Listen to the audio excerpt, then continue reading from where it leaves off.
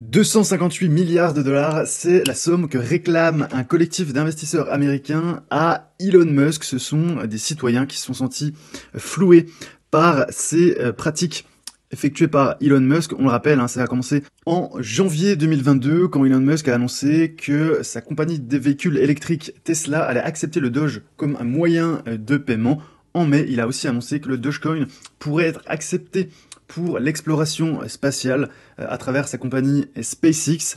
Ces annonces ont fait exploser le prix du Dogecoin. On a énormément d'investisseurs particuliers qui se sont rués dessus. Depuis, le Dogecoin s'est effondré. On voit qu'il a atteint les quasiment 70 centimes en mai 2021. Depuis, regardez comme il a chuté. Il a perdu quasiment plus de 90% de sa valeur. Donc les personnes qui sont rentrées dedans, forcément au plus haut, les volumes, regardez où ils sont les volumes. Les volumes, ils sont ici. On a énormément de particuliers qui sont rentrés sur cette bougie. Forcément, ceux qui sont rentrés au plus haut, regardez, ils ont perdu plus de 80%. Donc c'est très compliqué. On comprend que certains ont perdu beaucoup d'argent. Est-ce que ça signifie qu'Elon Musk est responsable de leur perte? Non, je pense que si vous investissez dans un actif, même si vous faites des jeux en ligne, même si vous faites des paris sportifs, il faut prendre la responsabilité de vos investissements.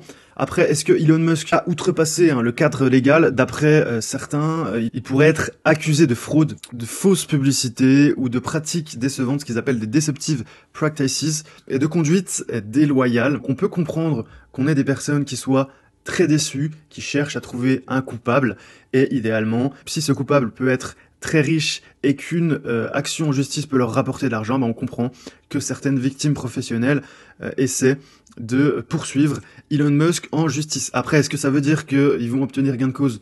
Il y a très peu de chances. Et forcément, 258 milliards de dollars, c'est quasiment la totalité de la fortune d'Elon Musk. Comme le dit l'article, c'est un petit peu ridicule, cette class action de 258 milliards de dollars.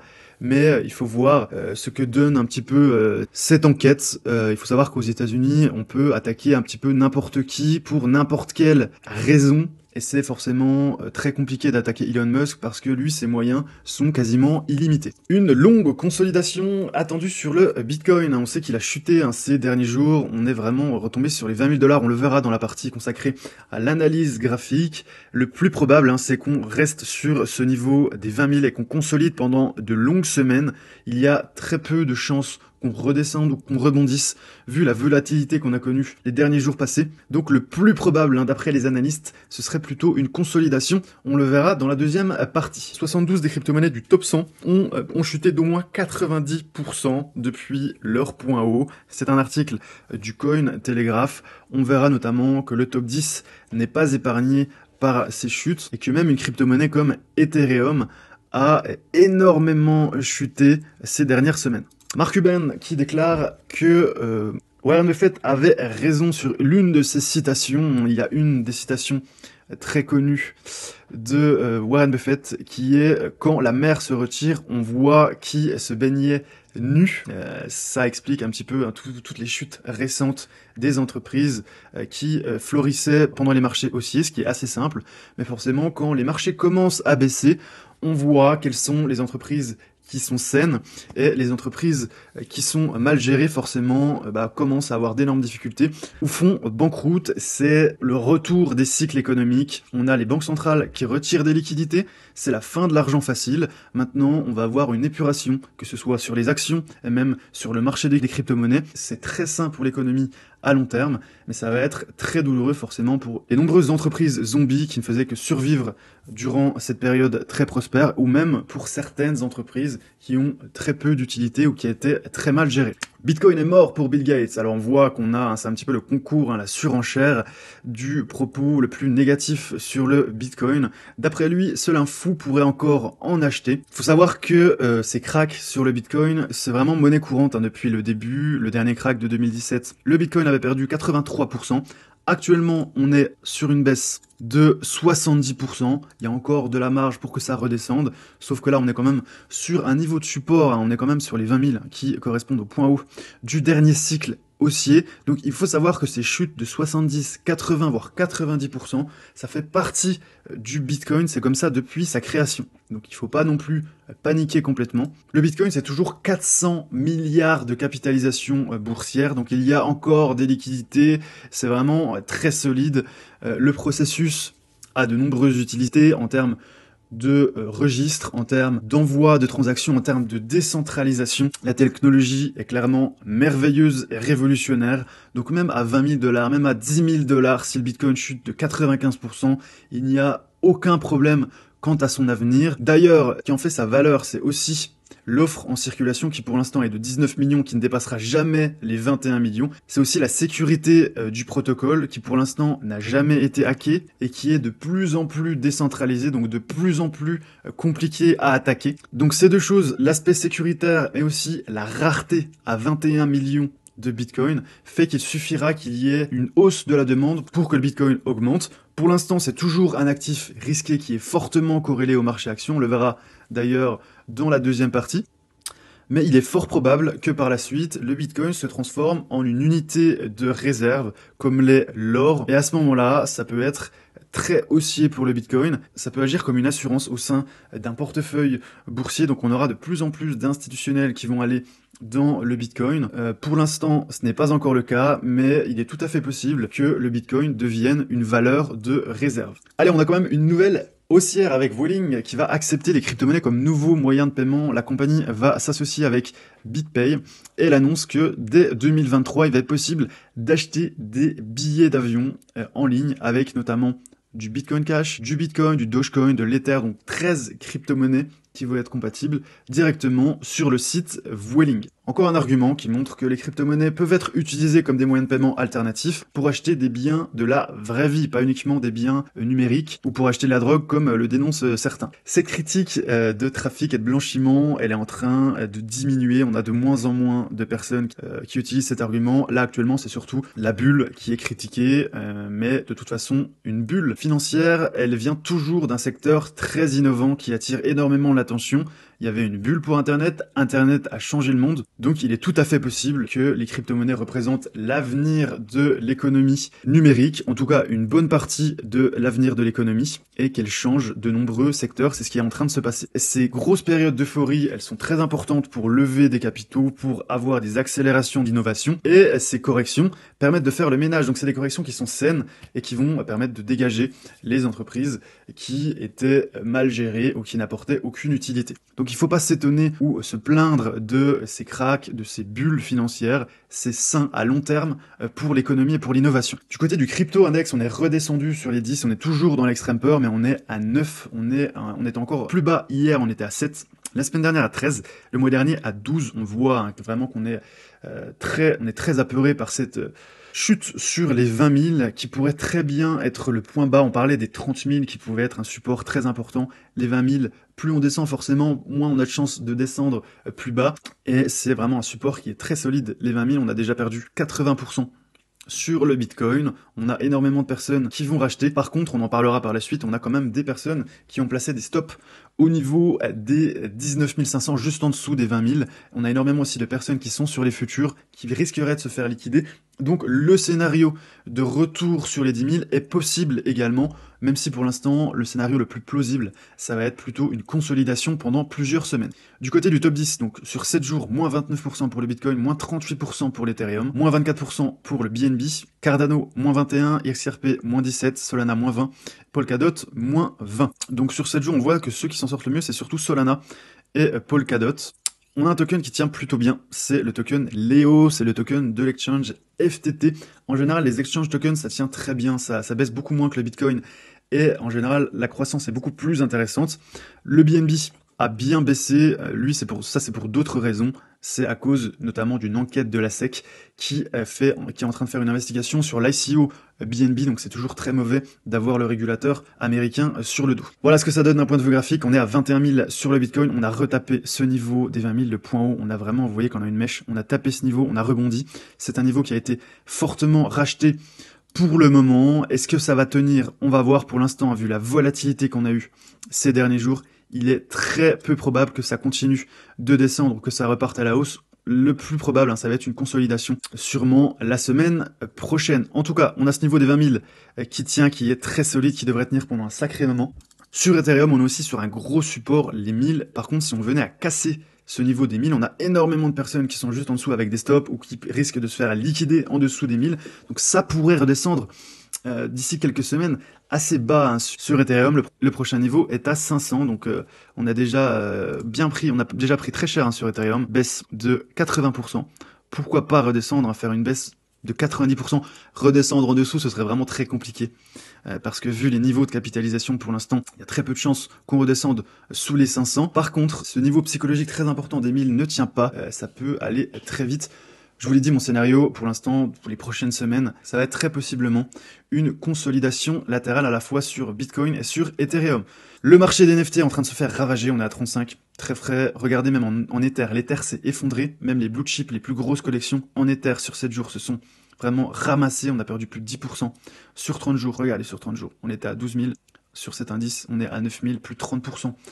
Sur 30 jours, alors que l'Ether a perdu énormément. Franchement, on regarde en dollars. On va regarder en dollars sur 7 jours. Les plus grosses collections, c'est celle d'ailleurs qui se comporte le mieux. Donc, je vous laisse imaginer le reste.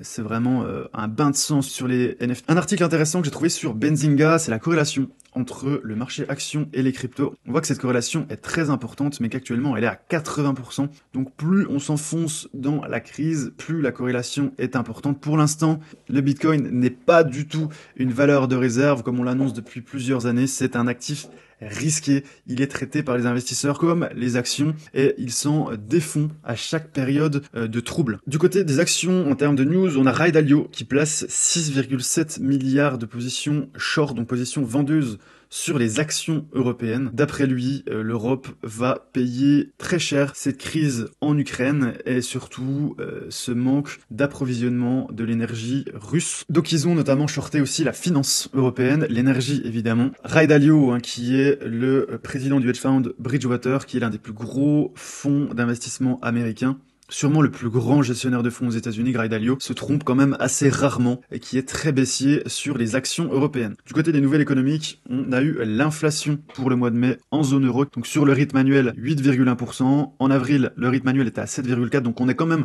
sur une accélération de l'inflation, c'est ça qui inquiète les marchés, mais le chiffre correspond à la prévision, donc c'est pas non plus catastrophique. Ce matin, on a aussi eu un communiqué donc de la Banque du Japon qui est complètement à contre-courant et qui laisse des taux très bas, qui contrairement aux autres banques centrales n'augmente pas ses taux directeurs. C'est assez étonnant. De toute façon, le Japon a très peu de marge de manœuvre, ils sont très endettés, ils ont très peu de croissance, ils sont déjà en stagflation depuis un moment, c'est très compliqué. Je vous conseille de vous intéresser à ce qui est en train de se passer au Japon avec vraiment une bombe démographique, de moins en moins d'actifs, les gens ne consomment plus, les taux sont en train d'augmenter, hein, sur la dette japonaise.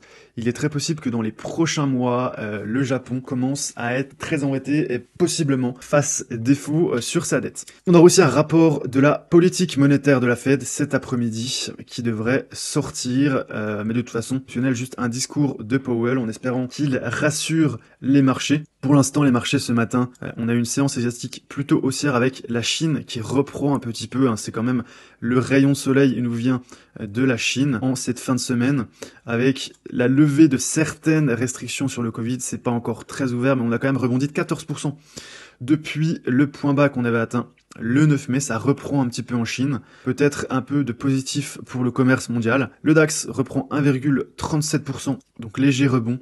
En général, le vendredi, c'est une session reverse, hein, c'est l'inverse de la semaine. Donc, si le marché baisse, en général, on a une petite hausse. Et si le marché descend, on a une petite remontée le vendredi, mais en général, très peu de volume. On a les traders et les investisseurs qui partent en week-end.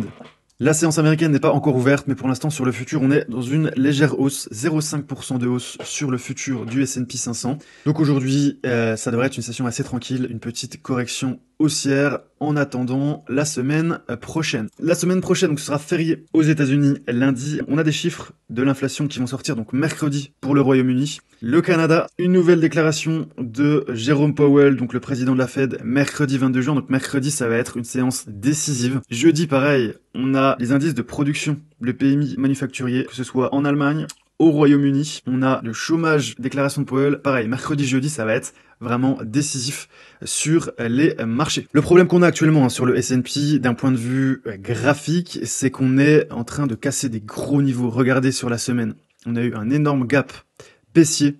On a cassé ce niveau, c'était un support important qui datait du 25 janvier. Et regardez avec une bougie bien remplie, regardez où on pourrait descendre par la suite. Par la suite, ça pourrait redescendre à 3400 points. Parce que le prochain niveau, il correspond à cette bougie du 10 février 2020 quand même. C'était juste avant le Covid. Cette fameuse bougie, donc à 3400 points, ça ferait déjà une baisse très importante. Ça correspondrait à une baisse sur le S&P de 30%. C'est-à-dire qu'on rentrerait officiellement en période de crack sur le S&P. Donc il y a très peu de niveaux après ce niveau. Ça descendrait assez rapidement sur ces niveaux. Et par la suite, on a à nouveau un seul niveau, ce niveau des 3200. Ensuite, regardez, on pourrait se retrouver sur le point bas très rapidement. Il y a plus de support. On pourrait se retrouver sur ces 2100 qu'on avait atteint en mars 2020 au pic.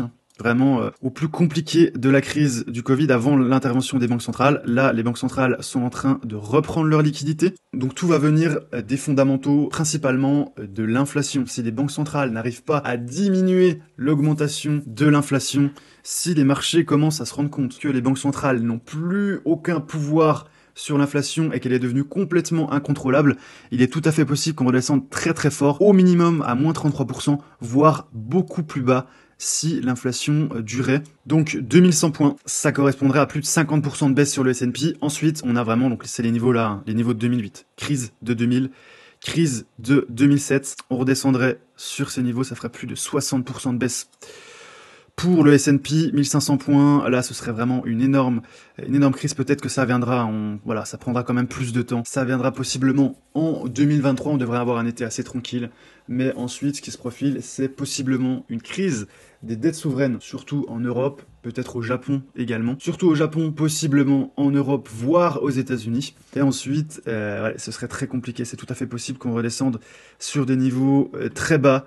Donc pour l'instant, l'ambiance est très morose sur les marchés. On attend, tout va partir de l'inflation. Regardez ce fameux chiffre de l'inflation. Regardez l'IPC, l'indice des prix à la consommation. Ça va être la clé pour le futur. Pensez à mettre un like si vous avez apprécié cette vidéo, aussi à télécharger le guide pour investir en période de crise. C'est une formation qui vous explique comment investir dans les actifs financiers qui profitent de la crise, comment protéger votre argent, comment avoir un portefeuille diversifié pour perdre le moins d'argent possible actuellement. C'est ce qu'il faut aujourd'hui. Il ne faut pas être obsédé par la performance dans ce genre de période.